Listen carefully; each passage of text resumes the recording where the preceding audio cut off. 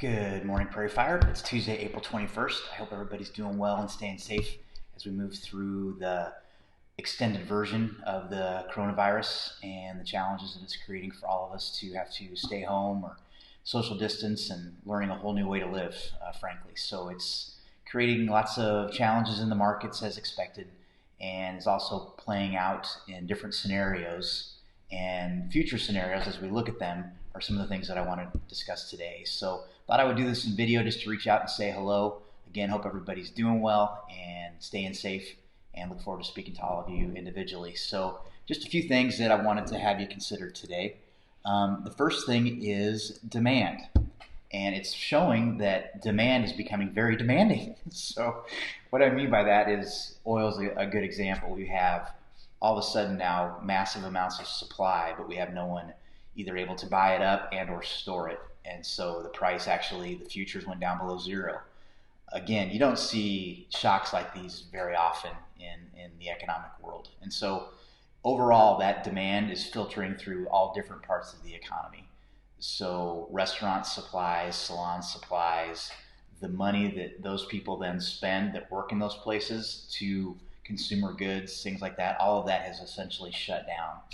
The CARES Act and some of these things that came along have certainly helped, but boy, we've seen just a huge shock to demand, and that's what you're going to hear all about, I think, in the next 12 months is where is demand picking up and where isn't it. Talked a little bit in my note last week about the different shapes of recoveries, W's and V's, and the V expectation is that we'll have a very quick rebound with a lot of pent-up demand. The L forecast is a little bit more, we go down and we stay down for a while as we recover from this. I think this largest shock, even with all the fiscal stimulus, points more to that kind of outcome, although it's of course impossible to say. But I think the ability to restart this economy is going to be slow, and the biggest thing that will make a change to that is if we do have a cure, vaccine, treatment plan, those kind of things, and we all know that takes time. There's lots of press about how that process works. Hopefully with a global effort, we can see that come to fruition a little bit sooner. But right now we have a demand problem, and until that gets itself worked out and we begin to see a road back to where we're all out and living our lives and spending, even if it's a segued approach, one that doesn't happen overnight where we're filling up Arrowhead Stadium on day one, but we're getting back to work slowly, maintaining social distancing, all those kind of things, and how we get back to our regular lives will be interesting to see. So I always think when we put big numbers out, it's interesting to do it with all the zeros. So this is 2.7 trillion. That is the amount of the federal budget deficit for this year, up from 1.1 trillion was the expectation at the beginning of the year. So nearly tripled. That comes from all of the stimulus money, all the things that you've been seeing put in place here via the CARES Act, the Payroll Protection Program. All of that is adding to this deficit. So 2.7 trillion, which again takes our national debt up to a very, very high number. The interesting number two is 9.3 trillion, which is what the Fed's balance sheet has grown to. So as they're buying high yield assets, areas where I don't believe they've ever ventured into before, they're growing that balance sheet as well to a massive amount. This is going to have to be unwound.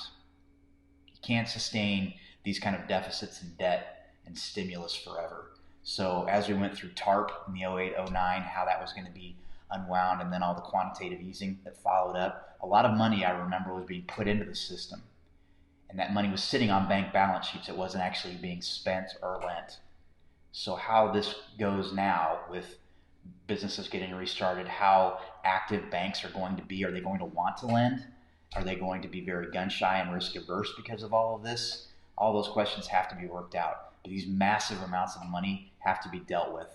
And so a lot of our future conversations will include information about this, because I think it's a huge issue, one that's going to have to be put back together. John Malden calls it the Great Reset that we're going to be having here in the future, where we reset currency values. Ray Dalio has also talked a lot about a new world order, and it has to do with this, the understanding of money as we know it may be different as we move forward.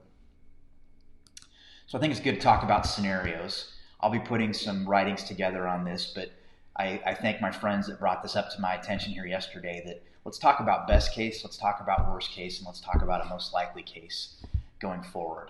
And so obviously a best case would be a V recovery, we all get back to work, everybody's healthy, a vaccine's brought forward sooner than we expect, there's pent-up demand, we can travel again, all of those things, a highly optimistic view that could maybe get the markets back to where they were as we moved into this, because we did have a very strong economy coming into this challenge. The worst case would be the opposite of that. It takes much longer. We have resurgences in cases. We have to socially distance indefinitely. Everybody's continuing to get sick, and there's no ways to deal with that. Hospitals are overridden. The huge demand problem only begins to grow as more and more unemployment moves on from there. So essentially a global depression would be a worst case. And how the markets would behave then is obviously not favorable, either probably on the equity or bond side. So how do we defend ourselves against that? How do we diversify against that? That's something that we'll be exploring. And then a most likely case is probably one in the middle, where we see a segued approach to getting back to work, and we are beginning to reopen shops with some social distancing rules, those kind of things. That seems to be what's beginning to play out in other countries, and so I wouldn't be surprised if we saw some of that here. So we'll be working on these scenarios. I'd like to talk about this more in the future. I think it's an interesting case in point as we move forward. So hope you're having a great Tuesday. I hope everybody's hanging in there. This isn't going to last forever. I think as we position portfolios, we're going to be smart about where we can both find opportunity and continue to protect ourselves. But most importantly is getting you through to your plan, the things that we've set in place for you, keeping that flowing and working. And I'll continue to reach out to all of you as needed as we work through this. But I thank you for your patronage. And if you have any questions and feedback on these videos or these notes that we've sent out, boy, I'd sure appreciate you reaching out and letting us know. So thanks again. Have a great Tuesday.